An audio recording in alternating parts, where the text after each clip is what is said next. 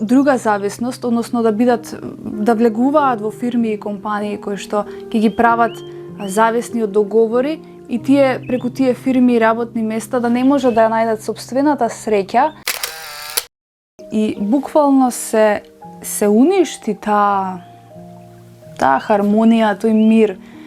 И на ова место сега можеме да видиме стои буквално ѕид кој што воопшто не ти дава никаква инспирација. CO2, тој штетен газ, повеќе екзистира во нашиот воздух, бидејќи дрвијата имаат капацитет да го абсорбираат CO2 и да ослободуваат O2, односно да ослободуваат кислород кој што нас ни е важен за чистиот воздух. Океј, работи еден период таму каде што си сега. Работи. Ама ти најди начин да преземеш одговорност и да се избориш за иднината, ако не за себе, барем иднината за своите деца, затоа што ако продолжиш и ти вака, ова збориме за секој поединечно, да не сега овој, не знам, 200-300 луѓе ако допрат до ова видео и ќе си речат тие таму. Не, ова е за секој индивидуално кој што го гледа ова видео.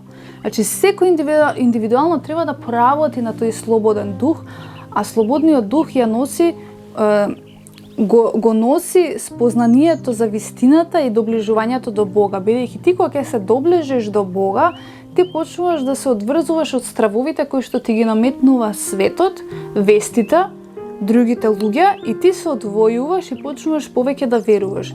Бог ти дава решенија, кога ти се доближуваш до Бог, без разлика кај да си моментално во кои услови, ти добиваш водство од Него, решенија, увиди, патокази какви избори да направиш и што да направиш во иднина, значи тој почнува да ти го води животот. Да ти кога си наклонет на злото и кога слепо веруваш во луѓе и кога слепо зависиш од луѓе, ти на тој начин не си свесен дека другите луѓе ти го водат животот, ама не само другите луѓе, туку и тие луѓе кои што се наклониле на злото и кои што се дел од зло, автоматски и тебе ти влијаат, бидејќи ти слепо си ги создал нив како богови, автоматски и злото преку нив и тебе на тој начин животот ти го води злото и затоа луѓето се повеќе влегуваат во тоа зло.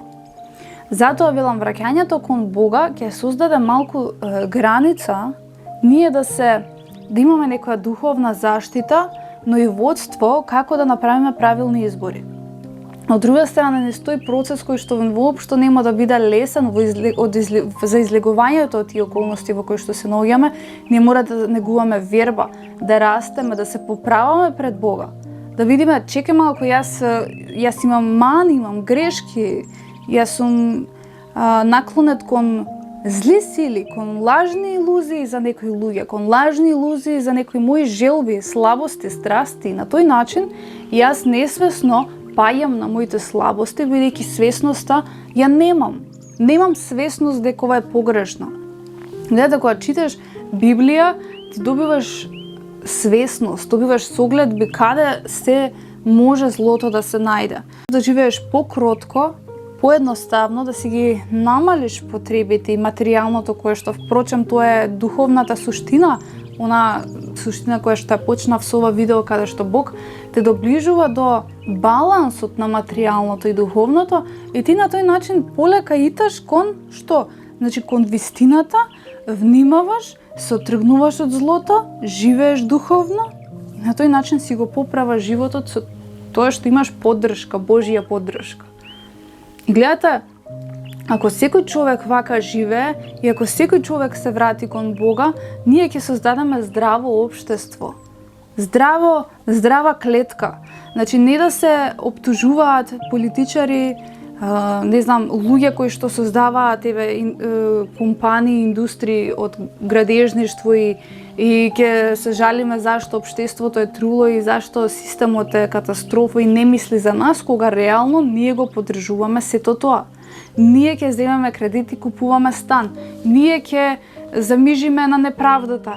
Ние ќе отидеме во дискотеката која што не е добра. Ние ќе отидеме во станот кој што е направен од некој масовен инвеститор, односно масовен материјалист инвеститор, на тоа мислев. ќе го купиме станот и потоа немир, дисхармонија, сме уништиле природа и така натаму и така натаму. Проблемот е кај луѓето. Затоа Библијата вели не се противи на како се вели, на оној што е во општеството водач, затоа што ти си заслужен за тој водач. За да го немаш тој водач, ти лично поправи се. Затоа што ако секој еден од вас, збориме за цел колектив, не збориме значи за некои поединци, јас ти или јас и оној, збориме за секој човек индивидуално. Ако не тргне кон Бога, не мора кон некои енормни знаења, кон Бога да се врати, кон тоа вредностите во животот да ги поправи, да се поправи себе си од оговарање, од ниски страсти, од површни муабети, од жалење. Значи ние во Скопје нема шанси да отидеш во некој маркет да не чуеш некоја жалопојка. Сега дека тоа не се исцели, значи жалењето и окривувањето на другите. Другиот ми е крив за судбината, затоа што луѓето немаат свесност да ја видат својата слаба страна во која што грешеле.